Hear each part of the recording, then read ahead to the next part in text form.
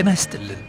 የዛሬው ባለ ታሪክ በመዲናችን አዲስ አበባ ቦሌ እየተባለ የሚጠራው አካባቢ ነው ተወልደው ያደጉት። የአቪዬሽን ባለሙያ ናቸው። አውሮፕላን በማብረርም በመጠገንም ተሳትፈዋል። አሁን ላይ ደግሞ በወተት ከብት እርባታ ስራ ተሰማርተዋል። ከእርሳቸው ጋር አጭር ቆይታ አድርገናል። አብራችሁን ቆዩ። ስሜ ብስራት አዱኛ እባላለሁ እና የዚህ ኢሳፍ ዴሪ ፋርም ጀማሪና ባለቤት ነኝ። እንግዲህ ይሄ እርባታ የተጀመረው እኔ በልጅነቴ እናቴ የተወሰኑ ከብቶች ነበሯት። እናቴ የተወሰኑ 1-6-7 የሚሆኑ በጊዜው የፈረንጅ ላም የሚባሉ ሆልስቲን ትንሽ ካበሻ ሚክስድ የሆኑ ዝርያ ያላቸው ላሞች ነበሩንና በህይወቴ የራሴን መንገድ ከሄድኩ በኋላ ወደዚህ ወደ እርባታ የመለሰኝ እኔ በሙያዬ ከዚህ ራቅ ያልኩ ነኝ።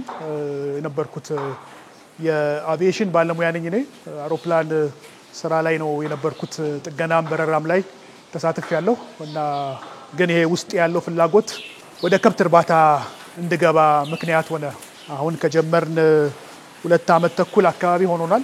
ስንጀምር 15 ናቸው። 3 ከደብረ ዘይት 12ቱ ደግሞ ከሌላ አካባቢ ነው የገዛዋቸውና 15 ነበሩና እንግዲህ ያው እርባታ ላይ ስትጀምር በተለይ የወተት እርባታው ስትገባ አንዱ ትልቁ ነገር ያው ጊደሮች ተተኪም የሆን ዘር ማግኘት ነውና ያ አልሆነልንም እና አደይንድ ከ15ቱ 13ቱ ወንዶች ሆኑ እና 2 ሴቶች ተወለዱልን ማለት ነው።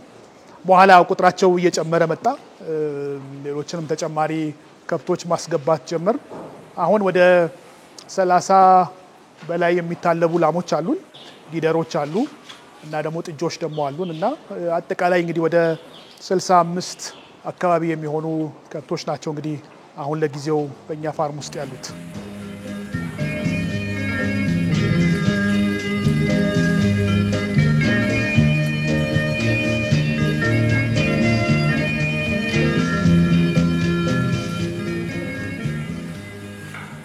በፊት መጀመሪያ አካባቢ የምንጠቀመው የነበረው ኮንቬንሽናል ይሄ ገበያ ላይ ያለውን ዘር ነበር የምንጠቀመውና ያው ቅድም ስናገር እንደነበረው ከ15ቱ 13 ወንዶች ስለተወለዱልን ለኛ የሴት ጊደር መወለድ በጣም አስፈላጊ ነገር ነውና መጀመሪያ አካባቢ ያው ኮንቬንሽናል ተጠቅመን ያው ፕሮባቢሊቲ አንዳንዴ ተከታታይ ወንዶች ይወልዳሉ።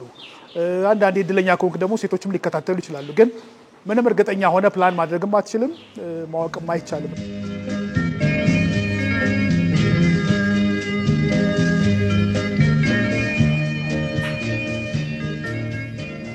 እንግዲህ አንድ ላም አድጋ ከዛ ለመጠቃት እድሜ ደርሳ ከዛ ተጠቅታ ያው የመያዝ ያለመያዝ የራሱ እንትን አለው። ከዛ በኋላ ከጸነሰችም 9 ወር ትቆያለች።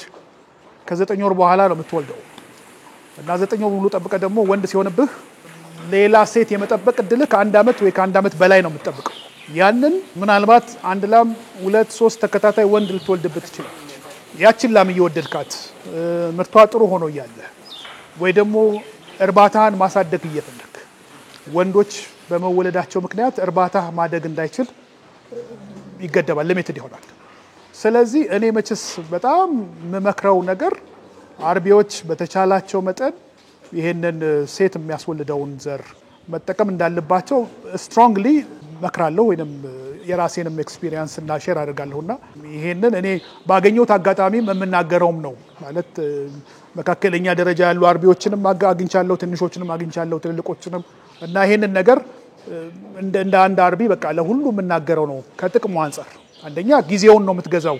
ሴት ጋራንትድ 90% ጋራንትድ ሆኖ ሴትን መጠበቅ ለአንድ አርቢ ትልቅ ነገር ነው ማለት 10 ላሞች ቢኖሩ ከ10ሩ 9 እኮ እንደው እግዚአብሔር ፈቅዶ በሰላም ቢወልዱ ከ9 በላይ የሚሆኑ ሴት ጊደር ነው የምትጠብቀው እና ፕላን ማድረግም ትችላለህ። ኤክስፓንሽን ካስፈለገ በረት መስራት ካለብህ እሱንም አብረ ማሰብ ትችላለህ። የወተት ምርትህንም ፎርካስት ማድረግ ትችላለህ። የዛሬ ዓመት 2 ዓመት ብለህ ማቀድ የምትችልበት ሁሉ ሁኔታ ይፈጠራልና እንደ አርቢ መቼስ ያው ሌላውም ዓለም ይሄ በጣም የተለመደ አሰራር ነው። ዘመናዊው የሰለጠነውም ዓለም ወደዛም እየሄደ ስለሆነ እኛም መቼስ ወደዛ ማንሄድበት ምንም ምክንያት የለም ከጥቅሙ አንፃር።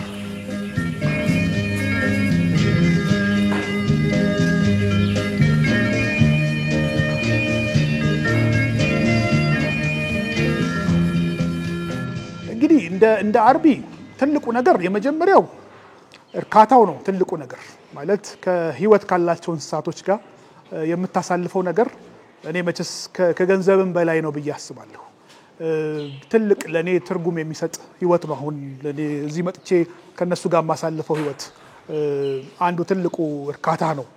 ሌላው ከገንዘብ አንፃር በደንብ ማኔጅ እስካረከው ድረስ የከብት እርባታ አዋጭ ነው ማለት በደንብ ያው ትልቁ ቻሌንጅ እንደ አርቢ የመኖ ችግር አለብን። ያው በአገር ደረጃ እንደሚታወቀው የከብት ዝርያዎችን ጥሩ የሆኑ ዝርያዎችን የማግኘት ከገበያ ላይ እሱም አንድ ፈተና ነው።